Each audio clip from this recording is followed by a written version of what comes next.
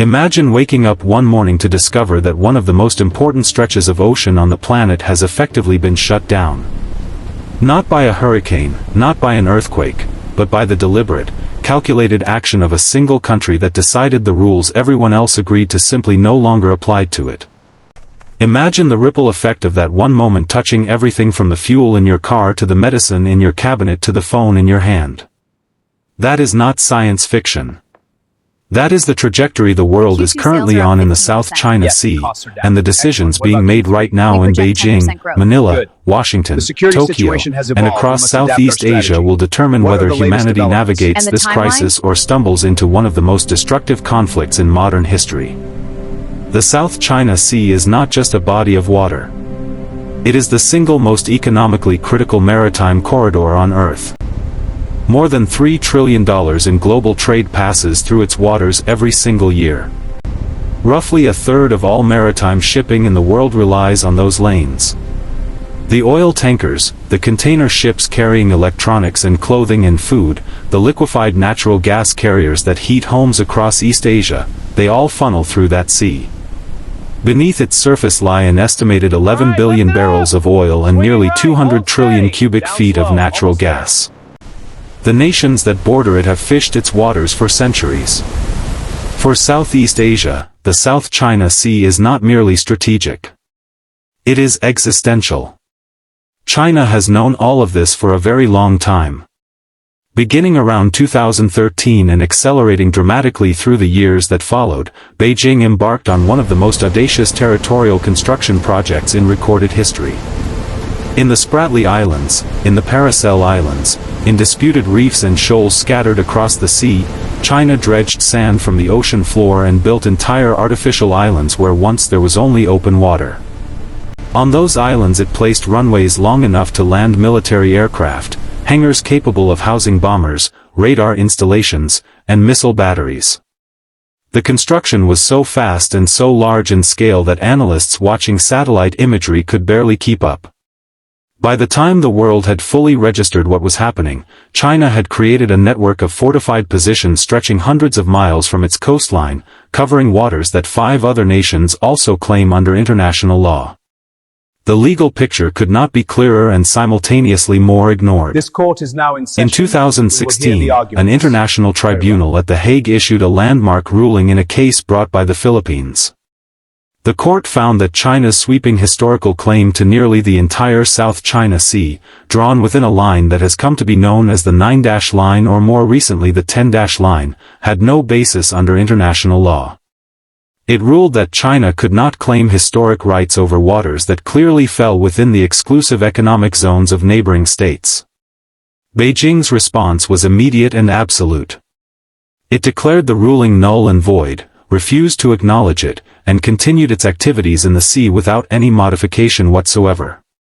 That decision by China to simply reject the international legal order set the tone for everything that followed. The country that has paid the heaviest price for China's refusal to respect international boundaries is the Philippines. The Philippine archipelago sits directly adjacent to some of the most contested waters in the region, and Filipino fishermen have worked those waters for generations. The Second Thomas Shoal, known locally as Ayungin Shoal, has become a particular focal point of tension. The Philippines deliberately grounded a rusting naval vessel there in 1999 as a way to maintain a physical presence in waters it claims under international law. A small contingent of Filipino Marines has been stationed on that vessel ever since, depending entirely on supply missions from the mainland to survive. China has made those supply missions into a regular battlefield of harassment, deploying Coast Guard ships and what researchers describe as a maritime militia force disguised as fishing vessels to intercept, surround, shadow, and when the opportunity presents itself, ram and water cannon Philippine boats attempting to resupply their own countrymen. What happened near Scarborough Shoal on August 11, 2025 crystallized how dangerously close to a full rupture the situation had come. A Chinese Coast Guard vessel and a People's Liberation Army Navy destroyer collided during a joint operation to expel a Philippine Coast Guard vessel called the BRP Sulwan. The collision was severe enough that the Chinese Coast Guard ship was badly damaged, and reports suggested that at least 2 Chinese Coast Guard personnel died, though Beijing never officially confirmed the casualties. The incident did not de-escalate. Within weeks, China unilaterally declared part of Scarborough Shoal a nature reserve, a move widely seen as a legal maneuver to justify even more aggressive exclusion of Philippine vessels. On September 16, Chinese Coast Guard ships deployed water cannons against Philippine vessels near the same shoal, injuring Filipino sailors and prompting formal diplomatic protests from Manila. The confrontations continued through October, with more rammings, more water cannons, and more condemnations from the United States and its allies. Understanding why China behaves this way requires understanding what Beijing actually wants, and what it wants is enormous. The vision driving Chinese strategy in the South China Sea is not simply about fishing rights or natural resources, though those matter. It is about strategic control. If China can establish undisputed dominance over the South China Sea, it gains the ability to regulate the movement of naval vessels and merchant ships through the most critical maritime corridor in Asia. It gains the ability to interdict supply lines in any future conflict. It gains leverage over every nation in the region that depends on those waters for trade or energy. And perhaps most importantly, it pushes the United States Navy out of waters that American strategists have long treated as an area where freedom of navigation must be maintained. That is the endgame, and China has been moving toward it with remarkable patience and consistency. The United States has not been passive. American forces have conducted what the Navy calls freedom of navigation operations in the South China Sea for years, sailing warships through contested waters to signal that Washington does not recognize China's claimed maritime boundaries. Joint exercises with the Philippines, Japan, Australia, Canada, and France have multiplied. In the aftermath of the October 2025 incidents, vessels from all 5 of those nations conducted joint naval exercises in the South China Sea simultaneously, a visible demonstration of collective resolve. The United States has also opened up more military basing access in the Philippines under an agreement allowing American forces to rotate through multiple sites on Philippine soil, creating what analysts describe as a quick reaction force capable of responding to any incident in the northern Philippines and the surrounding waters. Washington has clarified repeatedly and explicitly that an armed attack on Philippine government forces or vessels anywhere in the South China Sea would trigger the Mutual Defense Treaty between the 2 countries. That is not an ambiguous statement. It is a direct warning. Japan has its own reasons to watch the South China Sea with alarm. The Japanese economy depends heavily on sea lanes that pass through those waters, and Japan controls a separate set of islands called the Senkaku Islands in the East China Sea that China also claims under the name Diaoyu. A Japan-Philippines reciprocal access agreement came into force, allowing the 2 countries to cooperate militarily at a level that would have seemed politically impossible just a few years ago. Japan has been quietly but determinedly expanding its own defense capabilities and has deepened joint exercises with the United States, Australia, and the Philippines to a degree that represents one of the most significant shifts in regional security architecture since the end of the Cold War. The message Tokyo is sending is that it will not stand apart from a conflict that threatens the order on which its own security and prosperity depend. China's military modernization has been extraordinarily rapid and ambitious. The People's Liberation Army Navy has grown to become the largest navy in the world by number of vessels. China has deployed missile systems specifically designed to threaten American aircraft carriers, most notably the DF-21 and DF-26 ballistic missiles, which military analysts have nicknamed carrier killer missiles because of their intended purpose. Radar installations on Fiery Cross Reef and missile batteries on Subi Reef create overlapping coverage zones that can monitor and threaten vessels across enormous stretches of the South China Sea. The PLA has invested heavily in electronic warfare capabilities designed to suppress, disrupt, and degrade the sensors, communications, and GPS signals that American and Allied forces depend on. A November 2025 report by the U.S.-China Economic and Security Review Commission described how Chinese doctrine increasingly treats control of the electromagnetic spectrum as foundational to modern military operations, meaning that in any future conflict, the ability to communicate and to see would itself be a battlefield. At the same time, serious analysts are quick to point out that China's military strength in the South China Sea has real limitations. The artificial islands that Beijing built with such effort are, from a military standpoint, very difficult to defend. They are fixed, known positions in open ocean. A 2025 Congressional Research Service report stated plainly that PLA bases in the South China Sea would be vulnerable to American attack. Analysts have estimated that destroying China's major island outposts would require hundreds of cruise missiles, a figure that raises questions about whether the United States could sustain such an operation without running low on munitions needed elsewhere, particularly near Taiwan and Japan. The islands can be rebuilt. China has invested in rapid runway repair capability, but they can also be targeted again. Geography cuts both ways in this conflict. The economic stakes of a military confrontation in the South China Sea would be catastrophic far beyond the battlefield. Consider what happens when $3 trillion per year in shipping is disrupted. The just-in-time supply chains that modern economies depend on were already revealed to be dangerously fragile during the COVID-19 pandemic, when delays at a handful of ports cascaded into shortages of everything from cars to children's toys to medical supplies. A military conflict that shut down or even severely disrupted the South China Sea would be orders of magnitude more severe. Energy prices would spike immediately as oil tankers and liquefied natural gas carriers diverted to longer, more expensive routes. Manufacturing across East Asia and beyond would slow as components failed to arrive. Global inflation, already a persistent challenge in the years following the pandemic, would accelerate sharply. Countries with already stressed economies would face crises of governance.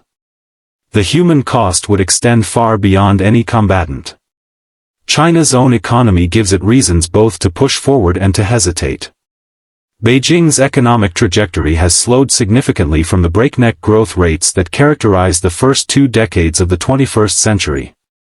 The demographic pressures created by the one-child policy, a property sector that has experienced severe distress, and a youth unemployment rate that has at times reached alarming levels are all constraints on Chinese power. Some analysts argue that this creates urgency for Xi Jinping, that he knows the window during which China can act from a position of relative economic strength is closing, and that this could push him toward more aggressive action sooner rather than later. Others argue that economic fragility makes Beijing deeply reluctant to trigger a conflict that could cut off China's own access to trade and technology, since China itself depends on the international economic order even as it seeks to reshape it. The Philippines under President Ferdinand Marcos Jr. has adopted a posture that would have been almost unthinkable for previous Philippine governments. Manila has leaned decisively into the American alliance, opened new military sites to American forces, and refused, despite enormous pressure, to back down from its positions in the South China Sea. Filipino Coast Guard vessels and resupply boats have continued their missions in the face of water cannons, lasers, and ramming. The spirit shown by Filipino sailors in those confrontations has been remarkable, and it has forced a recalibration of assumptions about whether China's gray zone pressure campaign would eventually cause smaller nations to simply yield. The commander of the United States Pacific Fleet, Admiral Steve Kohler, stated in 2025 that China's pressure was not working, that it had failed to intimidate Southeast Asian claimants into surrendering their sovereign rights, and that in some areas China had actually lost ground compared to the position it held 4 years earlier. The gray zone is the term analysts use to describe the space below conventional armed conflict where most of this competition actually takes place. Water cannons are gray zone. Lasers designed to temporarily blind opposing sailors are gray zone. Maritime militia vessels disguised as fishing boats surrounding a Philippine ship are gray zone. The strategy relies on the premise that none of these actions individually crosses the threshold that would justify a military response, yet collectively they impose real costs and advance territorial control. China has used gray zone tactics with great sophistication for years, and Beijing's calculation has been that it can achieve its objectives through persistent pressure without triggering the kind of response that would come from outright military action. What has changed recently is that the gray zone tactics are escalating in intensity, becoming more dangerous and more likely to produce the kind of accident that could spiral rapidly towards something much more serious. What would an actual escalation scenario look like? Military analysts at organizations like the Council on Foreign Relations and the Center for Strategic and International Studies have modeled multiple pathways. The most common starting point in these models is not a deliberate decision by any leader to go to war. It is an accident, a miscalculation, a moment when one side misjudges what the other will tolerate. A ramming that kills sailors. A laser that permanently blinds a ship's crew. A warning shot that is not recognized as a warning. A system malfunction that triggers a response before anyone can stop it. In that first critical window, which analysts estimate at around 72 hours, the side whose forces can continue generating military options while degrading the other's ability to see and communicate gains an enormous advantage. China's interior lines and the sheer density of its surveillance infrastructure in the South China Sea give it real advantages in those early hours. Allied advantages, better submarines, stronger regional partnerships, the ability to sustain a longer conflict, take time to materialize. The involvement of the United States changes every calculation. China's military planning has to account for the possibility that any conflict with the Philippines immediately draws in American forces under the Mutual Defense Treaty. American planning has to account for the possibility that defending the Philippines in the South China Sea stretches resources needed to deter action against Taiwan simultaneously. Japan's planners worry that a conflict in one theater creates opportunities or pressures in another. The interconnection of these flashpoints means that a crisis in one place does not stay in that place. The Senkaku Islands dispute between Japan and China sits dormant until suddenly it does not. Taiwan is always in the background of every calculation about Chinese intentions, because Taiwan represents the ultimate prize in Beijing's vision of restoring what it calls its historical territory. What happens in the South China Sea and what might happen with Taiwan are not separate stories. They are chapters in the same story. The international response to Chinese behavior in the South China Sea has evolved considerably but remains incomplete. The 2016 Hague ruling established a clear legal framework, but without enforcement it remains a moral argument rather than a practical constraint. ASEAN, the regional body that includes most of the affected countries, has struggled to reach unified positions because China has economic relationships with every single member state and uses that leverage to discourage collective pushback. Individual countries outside the immediate region, the United Kingdom, France, Germany, Canada, Australia, have increasingly sent naval vessels through the South China Sea to signal that they do not accept Chinese claims, but these transits are symbolic as much as they are strategic.